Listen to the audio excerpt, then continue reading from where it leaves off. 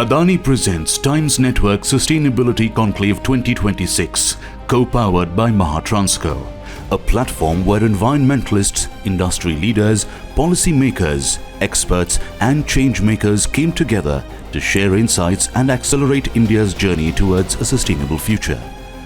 In this episode, a panel of experts brings you an insightful discussion on decarbonizing India's growth engine. Take a look. We have a big target in front of us. India wants to become Viksit by 2047. Simultaneously, we have committed ourselves to net zero by 2070. So I want to begin by asking each one of you, can rapid economic growth, that's what we want, and decarbonization truly go hand in hand? Let's start with you. Yeah, thank you so much. Congratulations to the team Times for this wonderful event. Well, when we talk about decarbonization, I think the time is up.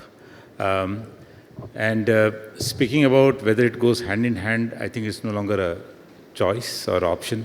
It's a must-do thing, whether you pick up energy sector or the industrial energy systems or even mobility for that matter. As the recent geopolitical situation has already taught us, or a wake-up call given to us as a country, that you got to secure your own energy independence.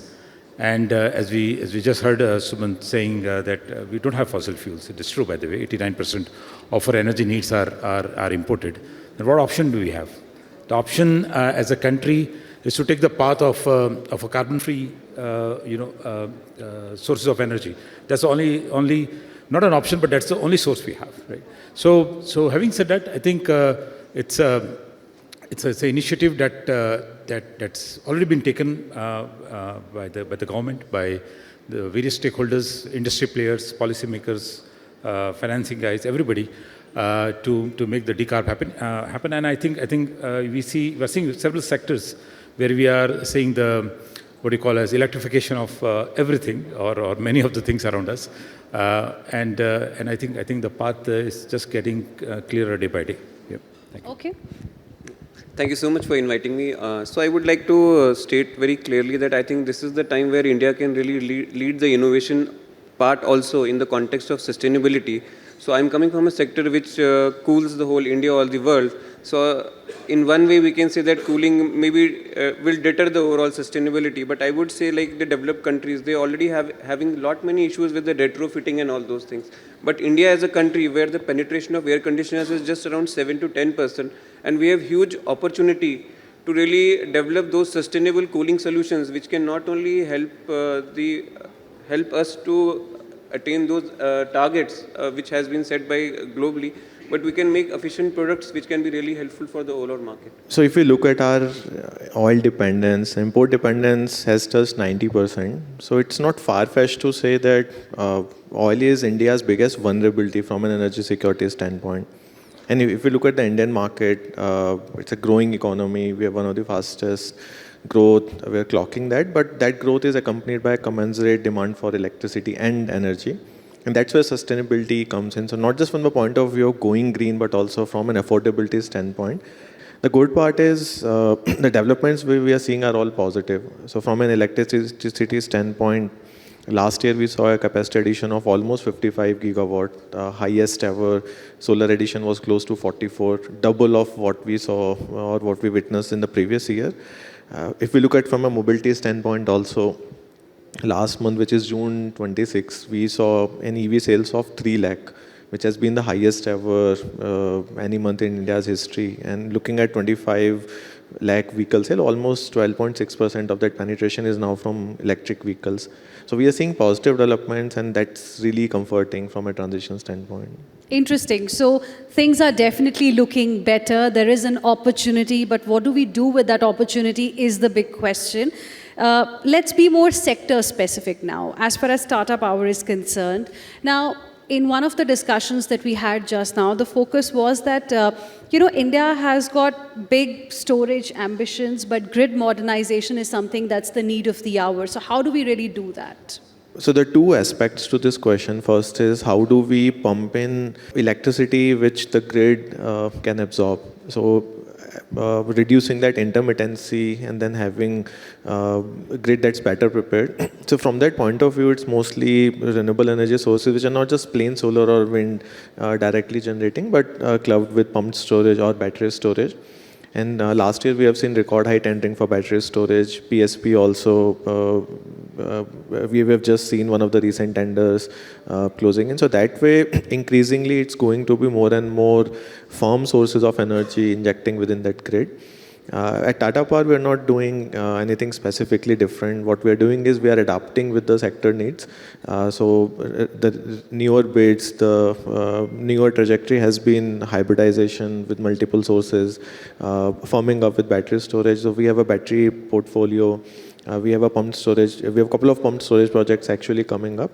So the intent is to supply that round-the-clock electricity or dispatchable electricity to not just utilities, but to also various commercial and industrial consumers. So for example, to data centers, to various energy guzzlers. So that way, we were just trying to see what India is going to be needing and catering to that. Okay. Vikas, now cooling demand in India is also expected to surge dramatically. That's what many reports are suggesting over the next decade specifically. How do we meet that demand without significantly compromising, on the emissions target that we have?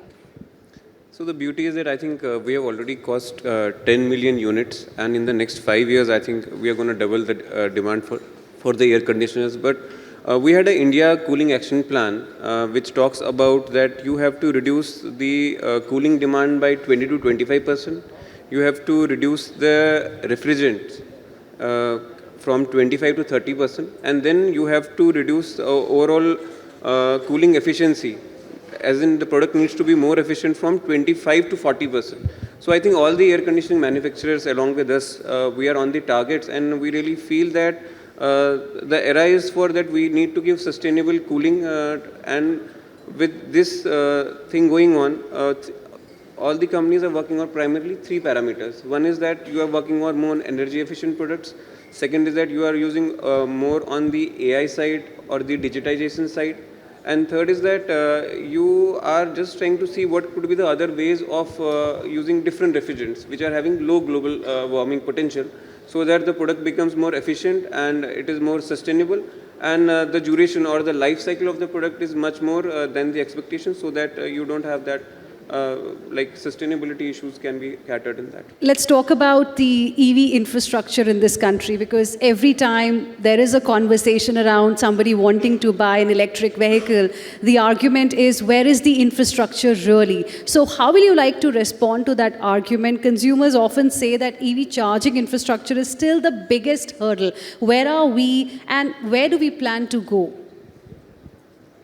So I think this is a subject like air conditioning touches our lives every day, either in corporate or at home.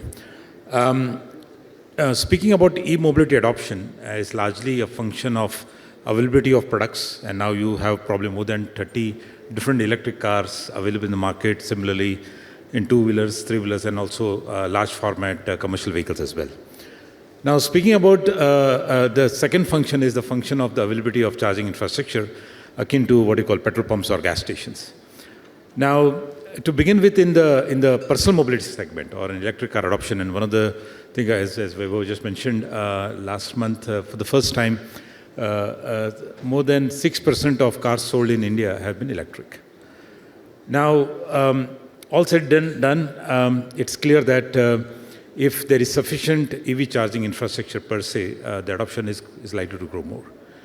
But on the personal mobility, I must say one thing, just go ahead, and this is for all the audience who are here, just go and blindly buy an electric car if you wish to. And the reason is, you have better batteries coming up, so there are better range on a single charge, number one. Number two, India already has more than 30,000 charging points which are fast charging. Right? And I'm not referring to AC chargers which are at community workplaces or at corporate buildings or at home. I'm referring to public charging points, which enables intercity mobility. Now, as my company, ChargeZone, we are on the forefront in terms of enabling intercity mobility. That's how we started in 2019. And currently we command a network of around 16,000 charging points. We serve roughly 500,000 customers on a monthly basis. And these 500,000 customers are actually 80% of the cars on the road as on date. And I'm talking about both personal mobility as well as the fleet operators. But having said that, let's speak about what government is doing in this here. And the best thing that government has honestly stayed away or stayed out of as far as the governance is concerned in terms of the guidelines, safety regulations. They had designed it in 2018-19, much ahead of time.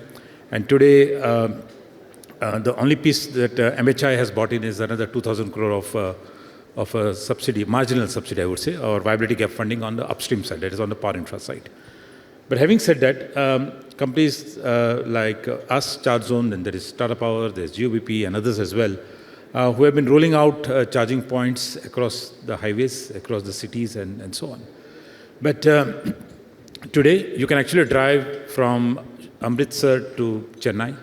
You can drive from Kolkata to Ahmedabad without any range anxiety. Wow. This is a reality. This is new. And we have customers driving 600, 700 kilometers in a day. It's a stretch without any range anxiety. The only thing we are now solving is the speed anxiety. In other words, moving from fast chargers to superchargers, which allows a user to charge his or her car within, let's say, 20 minutes or 15 minutes.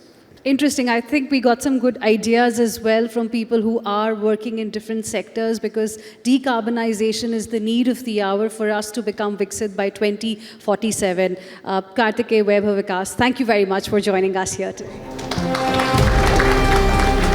Next in the episode is an insightful session on cultivating self-reliance, climate-smart agriculture for India 2035.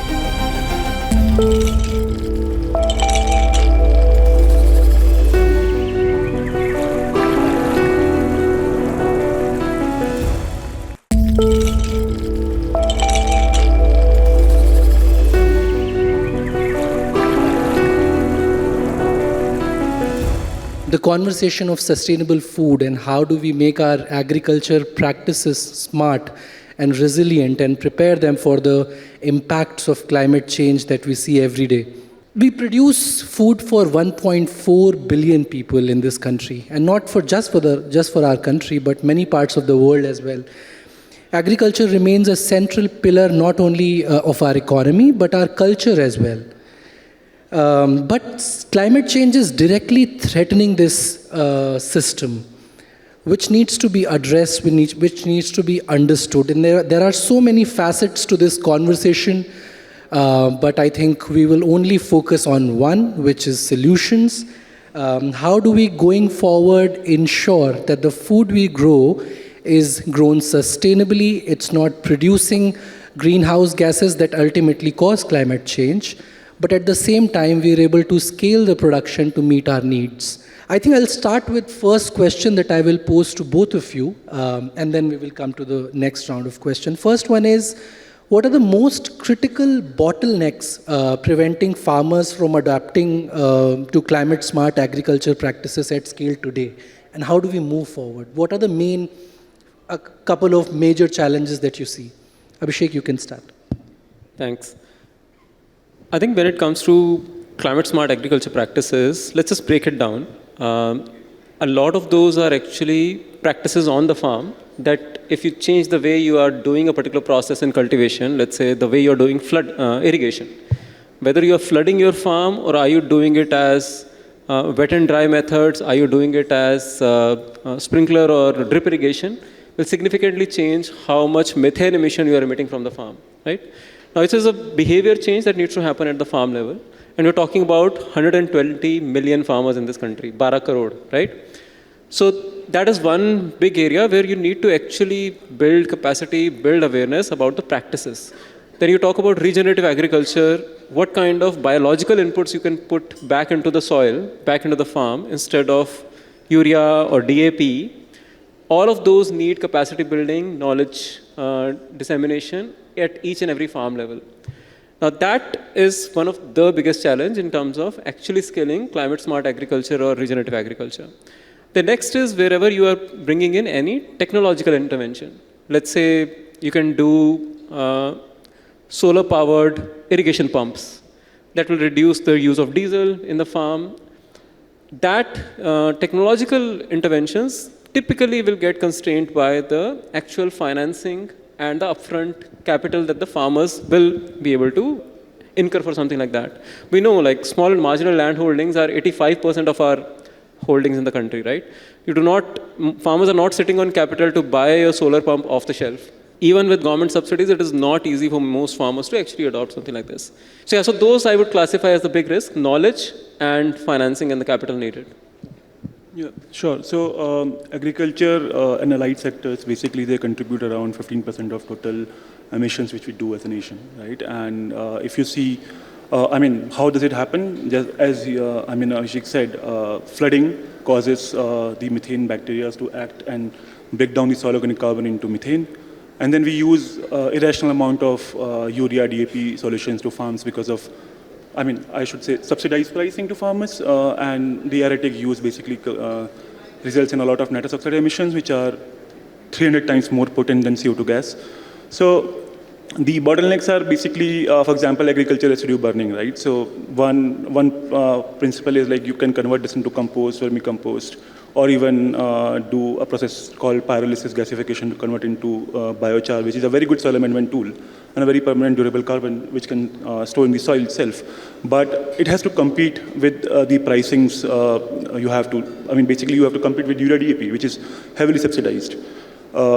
Then the second problem is like the government through its entire machinery over the last 30, 40 years has been pushing transplanted rice, saying developing nurseries and doing transplanted rice is like really good for productivity yields, which is correct as well. But then new age technologies like direct seeded rice, alternate wetting and drying, all these techniques which can reduce a lot of these methane emissions, basically they do not get the proportionate share of promotion like from the governments, and the infrastructure requirements to follow the machines, availability.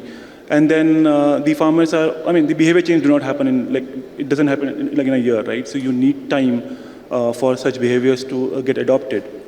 For example, in transplanted rice, when you fill water, then apart from rice, there is nothing else. So weeds do not come out. But then suddenly to reduce the methane emissions coming from paddy farms, if you transition down into, let's say, a direct seeded rice mechanism, there are other weeds coming out. So the farmers are not well equipped right now to handle this weed, which basically gives them a shock in terms of yield decrease. And a behavior which is good, then basically gets always, for that particular farmer who experienced a bad yield from that particular farm, will go away. So, the solution for this, we have multiple solutions which we can discuss, but the idea is like the general machine, the government machinery which is there, right? They also need to come on the same part to talk about such climate resilient practices on the ground, and we can again transfer. All of this happened because of the green revolution pressure which we had, and now we need to transition back to smart ways of doing agriculture, which will reduce these farm emissions in the farms. Just to focus on the points you both mentioned here, one was about information and finance, and the other one was about practices. And I understand, Kaushal, in the carbon market space, it's supposed to be a system that can not only help farmer understand new practices, but get them money and the financing from the carbon markets to change their practices for the long run. Can you elaborate on that? Can you just simply first, maybe explain the flow of how a small farmer, which are small and marginal farmer, which form most of our farmers in terms of their numbers, can benefit from a carbon market? How do you explain it to them, and how do you think it can change their practices in a sustainable way? Okay, sure. So we have a project across Punjab, Haryana, wherein we work with farmers to transition them into climate resilient practices. So what we do is we onboard them into our platform. So their land records, the ownership of carbon basically gets associated with the land rights of the particular farm where we are doing this. So we need to do geofencing, KML, polygon shape files for all these farms. And then we basically promote or give incentives to these farmers to transition into climate resilient practices. For example, for direct seeded rice, you need a seed drill, which is specifically designed, which you can use to do direct seeding. So if this seed drill is not there, the farmer can't adopt it, right? So we basically bring this machine to a FPO, a farmer producer organization, and then in the neighborhood village, this one particular machine can do around 250 acres of direct seeded rice in a year. Then you also have to handhold them to basically take care of the weed problem, which will crop up, right? How to handle it, how to suitably select these seed quality, which will be more resilient towards direct seeded rice as a practice. So in this project of ours in Punjab, Haryana, we follow 3 practice changes. One is direct seeded rice. One is the residue incorporation of, instead of burning, you basically use a super seeder to put it back into soil, like incorporate it. And then the third practice which we do is zero tilling. So along with putting it back to soil, the super seeder machine also put back the wheat seed to the soil, and we do not till it. So when we do not till it much, we do not disturb the soil. So a lot of microbial ecosystem in the soils get conserved, which basically fixes nitrogen and also avoids nitrogen leaking from soil, which basically forms nitrous oxide emissions into the atmosphere. All of this basically then using technology, gets validated and verified. Understood. Abhishek, I would want to ask you a similar question on the kind of work that you've already been doing. Through initiatives like Powering Livelihoods, you have worked extensively on green energy solutions on India, distributed renewable energy solutions also. How can these renewable energy technologies help make agriculture more resilient, and how can it help farmers realize more sources of additional income? Yeah, so the kind of solutions you're talking about, just for all of us to imagine, think of things like a small solar-powered dryer, which can dry from tomatoes to flowers to pineapples and whatnot, to make it a dried commodity, right? From grapes to raisins and so on. We are talking about solutions like a solar-powered hydroponics station, which can grow fodder at your home. If you are keeping dairy animals, the fresh green fodder for your animals. We're talking about solutions like solar-powered flickering lights, which will keep the wildlife away from your farm, and the farm will not get damaged by the wildlife encroachments. And many such. We have supported some 25 odd such solutions. Now, each of these are meant to solve very specific problems, which will either reduce the cost of agriculture. Let's say, as we talked about, moving from pump is one example, but similarly sprayers. Like a lot of people use diesel or petrol pump sprayers to spray pesticide, fertilizer into the farms. Moving that from diesel pumps to solar again reduces the cost of running that season to season. So cost reduction is one pathway through which many of these solutions are improving income, reducing the input cost. The second is where you are able to create new venues of income. That tomato grower otherwise was forced to sell tomatoes at 2 rupees a kg when there is a glut in the market, now has an alternative that, okay, I can dry it into a dried tomato, which can be sold at 300, 400 rupees a kg, which goes on your pizza toppings, right, as dried tomato. So there are alternative venues to now create a bargaining power with the farmer also, कि अच्छा किस price पे मुझे बेचना है market में. Well, on that positive note, I think I'd like to bring the conversation to a close. There are many, again, as I said, many facets to this conversation, and we can keep having them.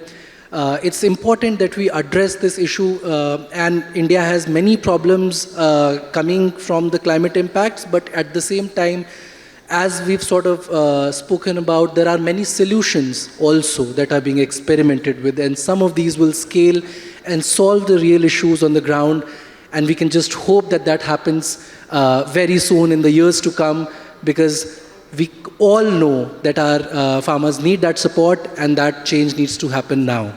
Thank you so much, everyone, for joining us in this conversation, and thank you, gentlemen, for your views.